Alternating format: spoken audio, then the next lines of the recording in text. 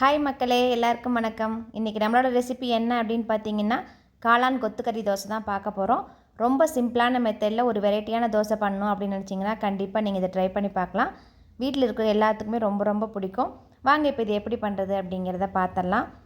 இந்த மசாலா பண்ணுறதுக்கு பார்த்தீங்க அப்படின்னா நம்ம டைரெக்டாகவே தாளித்து விட்டுடலாம். இதுக்கு மசாலா எதுவும் அரைக்கணும் அப்படின்னு அவசியம் இல்லை. ஒரு கடாயில் எண்ணெய் ஊற்றிட்டு எண்ணெய் காஞ்சதுக்கப்புறமா கடுகு பொரிஞ்ச உடனே சோம்பு ஒரு 1/2 டீஸ்பூன் போட்டுக்கோங்க. கூடவே பட்டை, கிராம்பு இது ரெண்டும் சேர்த்துட்டு இது நல்லா பொரிஞ்சதுக்கப்புறமா இது கூட நல்லா பொடியை கட் பண்ணி வச்சுருக்கிற பெரிய வெங்காயத்தை சேர்த்துக்கலாம். நான் இன்றைக்கி வந்து ஒரு பாக்கெட் காளான் எடுத்திருக்கேன். அதனால் ஒரு 2 பெரிய வெங்காயத்தை நல்லா பொடியை இந்த மாதிரி கட் பண்ணிவிட்டு சேர்த்துருக்கேன். காளானோட அளவு வந்து நீங்கள் அதிகம் எடுத்தீங்க அப்படின்னா வெங்காயத்துக்கு அளவு கூட்டி போட்டுக்கோங்க. இந்த மசாலாவுக்கு நம்ம தண்ணி ஊற்றாமையே வேக வைக்கிறதுனால டேஸ்ட் வந்து ரொம்ப ரொம்ப நல்லாயிருக்கும். இந்த மாதிரி கொஞ்சமாக வதங்கி கண்ணாடி பதம் வந்ததுக்கப்புறமா இதில் நம்ம துருவி வச்சுருக்கிற இஞ்சியும் பூண்டையும் சேர்த்துக்கலாம். இஞ்சி பூண்டு பேஸ்ட் இருந்துச்சு அப்படின்னாலும் சேர்த்துக்கோங்க. அதுவுமே ஒரு 1/2 டீஸ்பூன் அளவு போட்டுக்கலாம், அதிகமாக தேவையில்லை. இஞ்சி பூண்டு பார்த்திங்க அப்படின்னா பேஸ்ட்டை விட இந்த மாதிரி நம்ம துருவிட்டு சேர்த்தோம் அப்படின்னா அதில் ஃப்ளேவர் வந்து நம்மளுக்கு நல்லா கிடைக்கும். இது கொஞ்சம் பச்சை வாசம் போனதுக்கப்புறமா 2 பச்சை மிளகா கூடவே வந்து கருவேப்பிலை நல்லா இந்த மாதிரி பொடியை கட் பண்ணிவிட்டு சேர்த்துக்கோங்க. எப்போவுமே நம்ம சமையலில் கருவேப்பிலை சேர்க்கும்போது பொடியை கட் பண்ணிவிட்டு சேர்த்தோம் அப்படின்னா பசங்க வந்து அதை தனியாக எடுத்து வைக்க மாட்டாங்க. அதனால் இந்த மாதிரி பொடியை கட் பண்ணிவிட்டு சேர்த்துக்கோங்க. இப்போ இது கூட மசாலாலாம் சேர்த்துக்கலாம். மஞ்சத்தூள் வந்து ஒரு 1/2 டீஸ்பூன், கூடவே வந்து கறி மசாலா பவுடர், அதாவது நம்ம மசாலா குழம்புலாம் வைக்கிறதுக்கு கறி மசாலா வச்சுருப்போம் இல்லைங்களா, அது வந்து ஒரு 2 டேபிள் ஸ்பூன் போட்டுக்கோங்க. அது இல்லை அப்படின்னா நீங்கள் மல்லித்தூளும் மிளகாத்தூளும் போட்டுக்கோங்க. இப்போ காரத்துக்கு கொஞ்சமாக மிளகாத்தூள் போட்டிருக்கேன். இது எல்லாம் போட்டுட்டு நல்லா வதக்கி விட்டுடலாம்.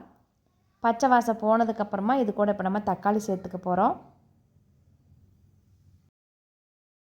எண்ணெயில் வதங்கி இந்த மாதிரி வந்ததுக்கப்புறமா இப்போ நம்ம தக்காளி சேர்த்துக்கலாம்.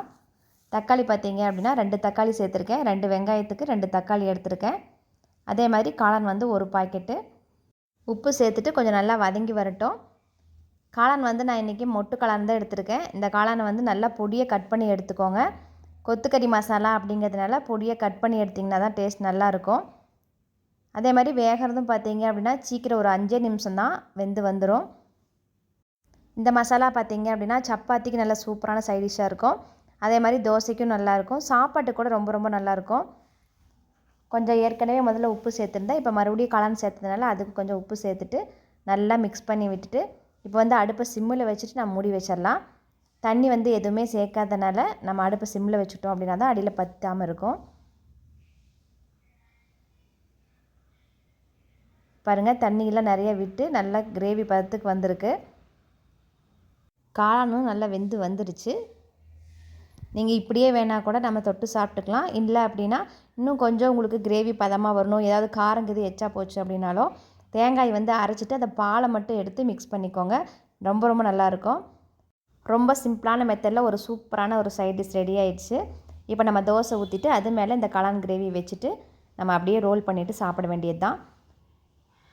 தண்ணி எதுவுமே ஊற்றாமல் சூப்பரான ஒரு ட்ரையான மசாலா வந்து இந்த மாதிரி வச்சு சாப்பிடும்போது அவ்வளோ ஒரு டேஸ்ட்டாக இருக்கும்.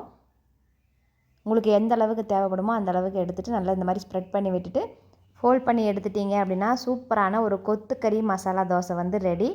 பார்க்கும்போதே சாப்பிட்ணும் போல் ஆசையாக இருக்குது. செய்கிற டைமும் வந்து பார்த்திங்க அப்படின்னா ரொம்ப ரொம்ப குறைவான நேரம் தான். இதே மாதிரி நீங்களும் ட்ரை பண்ணி பார்த்துட்டு எப்படி இருந்துச்சு அப்படின்னு கமெண்ட் பண்ணுங்கள். உங்களுக்கு பிடிச்சவங்களுக்கு நம்ம சேனலை ஷேர் பண்ணுங்கள். உங்களை அடுத்த ஒரு நல்ல வீடியோவில் சந்திக்கிறேன். தேங்க்யூ.